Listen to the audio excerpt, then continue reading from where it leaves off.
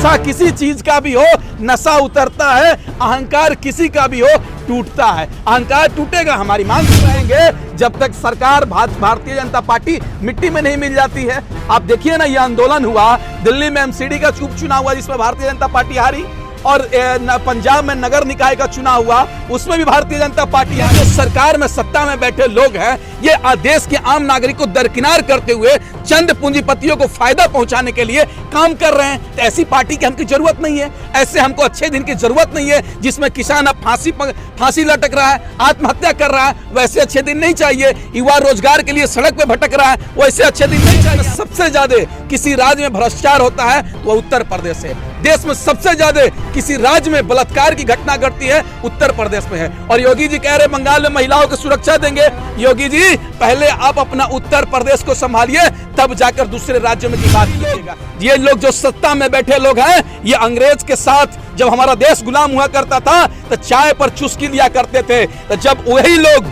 अंग्रेज के साथ रहने वाले हैं, डिवाइड एंड रूल, फूट डालो और शासन करो की नीति अपनाकर ये सरकार काम कर रही है। और हमको सोच रही है कि मैं थक जाऊंगा, मैं घर चले जाऊंगा। नहीं, पहले भी हमारे किसान भाइयों ने और हम लोगों ने कह चुके हैं कि जब तक ये कृषि कानून वापसी नहीं, तब घर वापसी नहीं।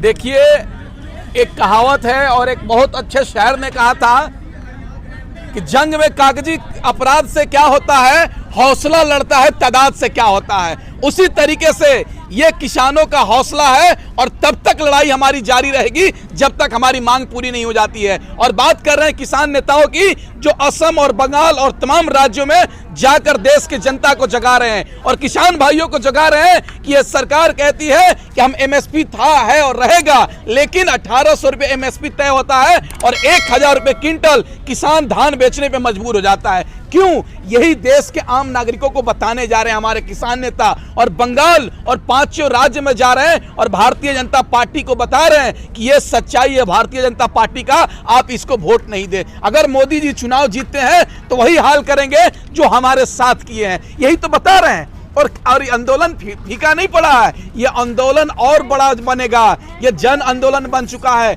ये आंदोलन तब तक जारी रहेगा जब तक हमारी मांग पूरी नहीं हो जाती। आपने देखा होगा 1800 ईस्वी में हमारी आज़ादी की लड़ाई चली और तब 15 अगस्त 1947 को हमारा देश आज़ाद हुआ। लगभग 90 वर्ष के आंदोलन करते हुए हमारा देश आज़ाद हुआ था। उसी तरीके से ये देश की दूसरी आज़ादी की लड़ाई है। थोड़ा टाइम लगेगा, वक्त लगेगा, लेकिन सच्चाई की जीत होगी, क्योंकि अहंकार टूटता है।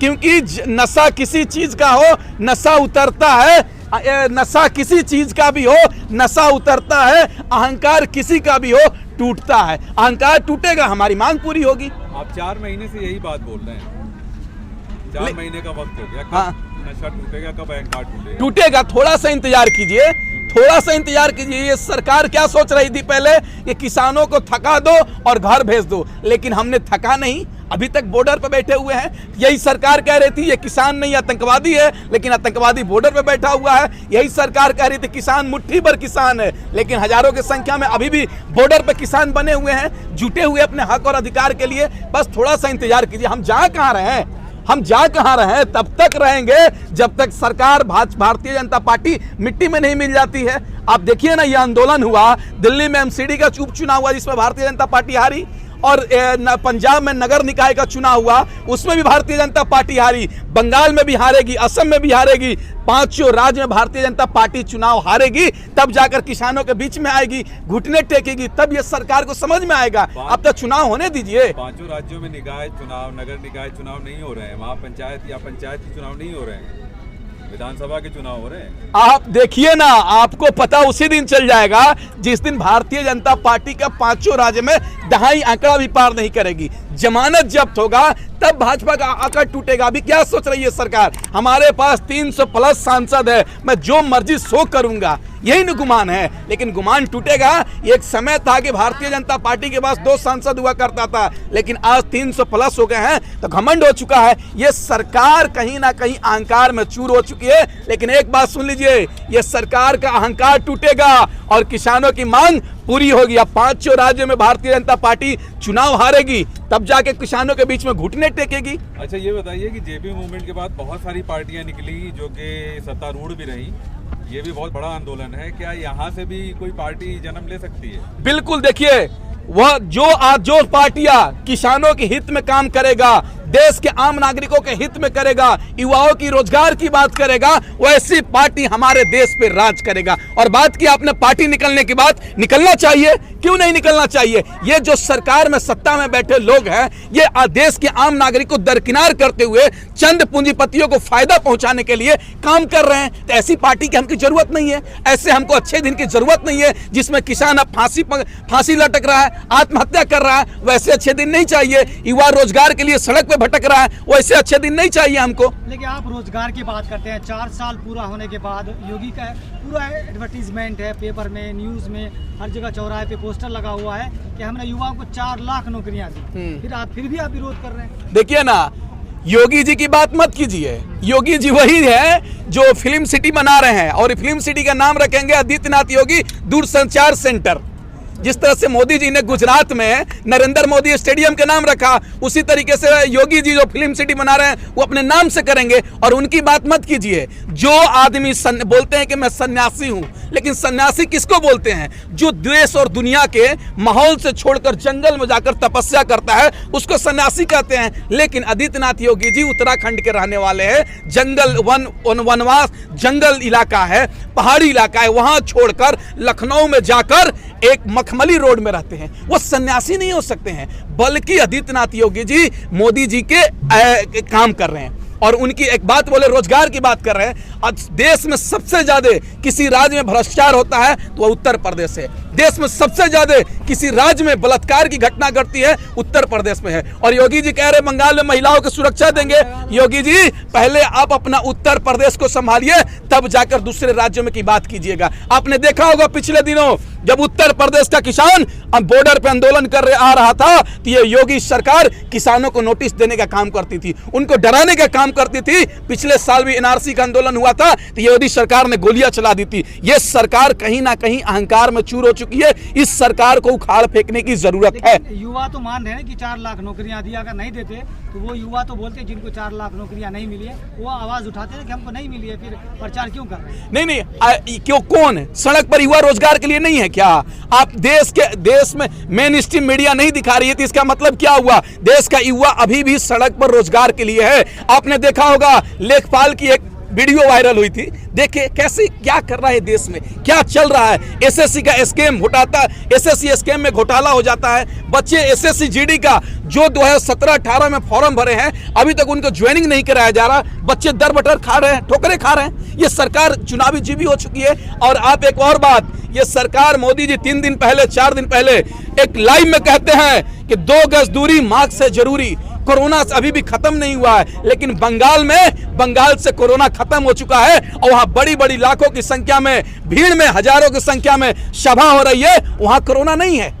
देखिए ये लोग अवसरवादी हैं, हर चीज में अवसर ढूंढते हैं इसी तरीके से। लेकिन इन लोगों को एक बात देश की जनता समझ चुकी है, और इन लोग ज्यादा दिन देश में हमारे सरकार में सत्ता में नहीं रह सकते हैं, क्योंकि इन लोगों ने अन्नदाताओं को गाली दिया है, अन्नदाताओं को आतंकवादी, खालिस्तानी ऐसी घिनौना शब्द का इस्तेमाल किया है। इन दरिंदों को, इन आतंकवादी सरकारों को उखाड़ फेंकने की जरूरत है इस देश में। आपको ये नहीं लगता कि प्रधानमंत्री ने आपको छोड़ दिया है सड़कों पर?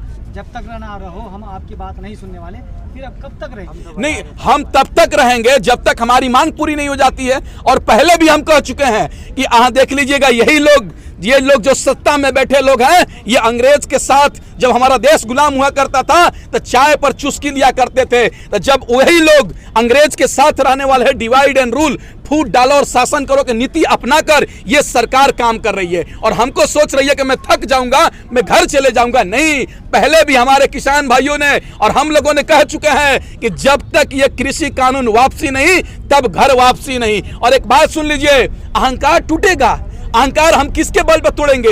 वोट के भरोसे चोट करेंगे इस सरकार को। 5 राज्य में चुनाव है, वोट के माध्यम से इस सरकार को गिराने का काम करेंगे। सरकार गिरेगी तभी तो हमारा घमंड टूटेगा। 5 राज्यों की बात की, अगर 2 मई को आपके हिसाब से, किसानों के हिसाब से फैसला नहीं आया, मान लीजिए परिणाम हो सकता है, जरूरी तो है नहीं कि आप 100% जानते हो। बिल्कुल। तो फिर क्या कहेंगे? बिल्कुल, हम क्यों किसानों ने नाक की लड़ाई बनाई है इस इलेक्शन में? ये किसानों की नाक की लड़ाई नहीं है, ये किसानों की मान सम्मान की लड़ाई है, ये किसानों की खेती की लड़ाई है, ये किसानों की फसल बचाने की लड़ाई है। ये लड़ाई इस गरीब के प्लेट से जो खाना छीना जा रहा है उसको खाना को लाने की लड़ाई है। गरीबों के कपड़े को जो उतारा जा रहा है, तन को नंगा किया जा रहा है, उसकी लड़ाई है। इस देश के संविधान बचाने की लड़ाई है। ये लड़ाई किसानों के संविधान बचाने की लड़ाई है, लोकतंत्र बचाने की लड़ाई है। जो सवाल कर रहा है उसको जेल में डाला जा रहा है, जो सच्चाई दिखा रहा है उसको जेल में डाला जा रहा है। इन सब चीजों को बचाने के लिए लड़ाई है। एक बात सुन लीजिएगा, यह किसानों की आंदोलन आजादी की बाद पहली आंदोलन है जिसमें किसान अपने हक और अधिकार के लिए लेकर अभी भी लगातार लड़ाई लड़ रहा है। और तब एक बात सुनिए ना, 300 से ज्यादा हमारे देश का अन्नदाता भगवान किसान शहीद हो जाता है, क्यों शहादत क्यों नहीं दिया उन्होंने? कुर्बानी किस लिए दिया? कि किसानों के दिशा और परिवर्तन होना चाहिए, उनकी स्थिति में परिवर्तन होना चाहिए, किसानों के लिए खुशहाली आनी चाहिए, इसलिए उन्होंने कुर्बानी दिया। इसलिए कुर्बानी नहीं दिया कि आंदोलन को आधे रास्ते में छोड़कर हम घर भाग जाएंगे। हम घर भागने वाले नहीं हैं। उस दिन भी हमारे ऊपर गोलियां चलने वाली थी, हमारे राकेश टिकैत साहब को जेल में भेजने वाले थे, लेकिन उन्होंने कहा कि हम मरना पसंद करेंगे लेकिन देश में ये तीनों कृषि कानून लागू होना पसंद नहीं करेंगे। हम जेल जाना पसंद करेंगे लेकिन ये देश में कृषि कानून लागू होना पसंद नहीं करेंगे। तुम कुछ भी कर लो, हम अपने हक और अधिकार के लिए लड़ेंगे और तब तक लड़ेंगे जब तक हमारी मांग पूरी नहीं हो जाती है। धन्यवाद।